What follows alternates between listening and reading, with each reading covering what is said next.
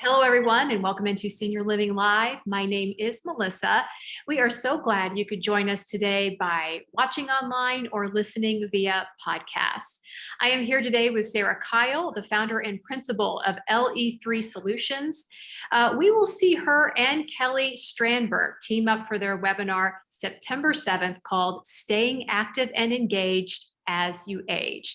Of course, all ways that you can feed the mind, the body, and the soul at any age. Sara, thank you so much for being here today. How are you? I am doing well. Thank you so much for having me, Melissa.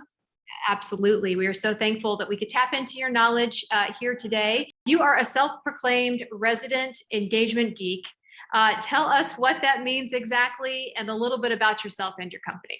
Sure. You try to look for like a tagline or something to determine you and your business and what you do. And expert just seems too lofty. I think to be an expert it takes more time than what I have.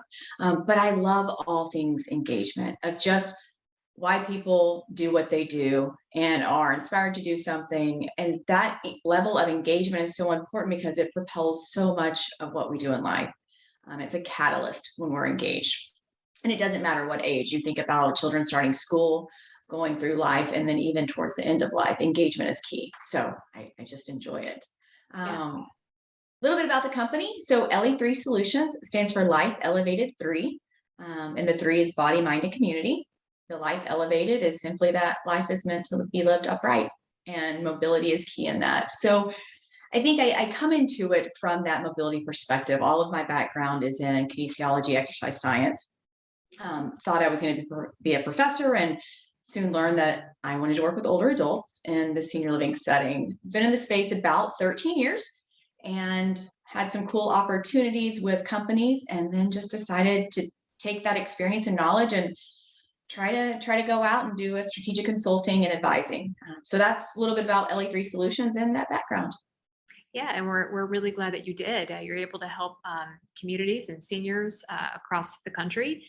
So, in your experience with seniors, how has senior living in general changed over the years? What was important, say, 15, 20 years ago, and what are the priorities now? Yeah. I don't think the priorities have shifted as much. I think the same needs are there, and we're trying to meet those same needs with the services we provide. I think what's changed the most is that the consumer is so much more sophisticated and educated. They will no longer just take, here is what you're going to do, and this is what everyone does in a community as, I think, a response to why should I move in here? And they really want to fit into that community. They want to be a part of that community. And so I think it's them looking at the community of, does this space, do these people, do they meet my desires and my interests? And can I be a part of it? Because if I can't be a part of it, why move? Why leave home? 100%. And you hear that all the time with people who are trying to weigh the pros and the cons of leaving a place that they may have been for 20 to 30 years, but it starts to become a little bit too much for them to handle, but they don't want to leave it. And then they don't know if what's ahead or in the future is going to be better than where they are. So when we talk about your company and it really takes a deep dive into analyzing all of those things and those aspects of well-being and engagement in senior living. Through your research, what are the top 3 things maybe that you've narrowed down that seniors need and want when it comes to senior living and senior living communities? And how are you helping those communities meet those needs? The first one we always hear is safety and security. And I think, to your point, to leave home, you place so much trust into kind of this unknown pursuit you're going into. You hear that it's great, but most people at the age 65, 70 do not decide to go live with 100 people again and not have some apprehension about that, right? So safety and security is always number one. And I think the next one is knowing that the care that they need as they grow in that space will be there, and great care that they can rely on is always number 2. And the third one is pretty simple of, is there something here that interests me? Is there something I can do to fulfill my days? And that doesn't mean it's group programming or I look at the calendar and I see which things I want to do, but is there something that sparks life in me? Or am I just going to come here and be, right? So I think those are the main ones. And to quantify what when I come here, I want to do something is so much bigger than engagement or programs, right? It's the entire experience. Um, and so making sure that experience is met, but also discovered. And I think people need that nudge to continue to engage and experience. Right? Yeah, and I mean, maybe you have an example of where maybe you have seen it yourself, where somebody perhaps moved into a community and didn't really engage or sit with others during dinner or any of the engagement opportunities that were offered that maybe finally found something that provided that spark. Do you have a personal example of that? Yeah, we hear about it all the time that I think because it's generic at first. Oh, I don't know if I see myself sitting in a card room. I've never played cards before. I don't know if I see myself going to bingo. That's not my thing. It hasn't been what I'm doing.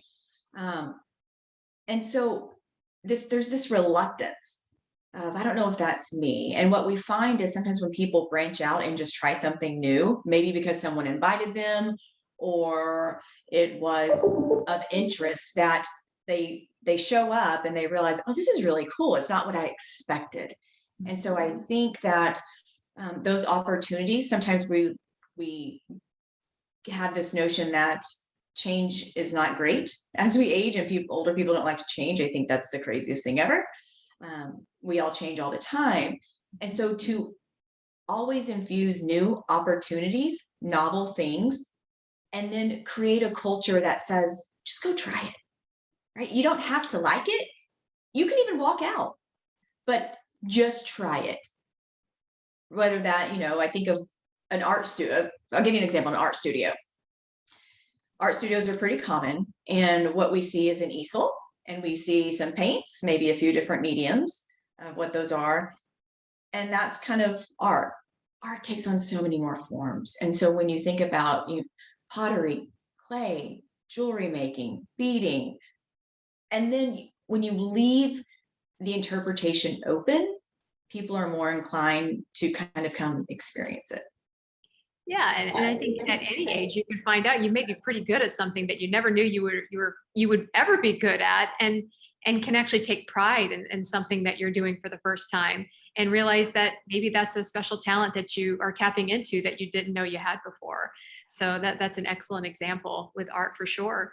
Well, our webinars are for all seniors. They could be living at home, they could be living in a community. Obviously, it's a little bit easier moving into a community based on the engagement opportunities that seem to be so prevalent in our senior living communities these days. But what can you say to those viewers who may be living at home, or somebody who maybe has a mom or dad that is in that senior age range, and they're thinking of ways, how can I help this person stay active at any ability? Yeah. Um, I love this question. And Kelly and I, we say this all the time. Usually, what is good for people in senior living is good for people wherever they choose to age.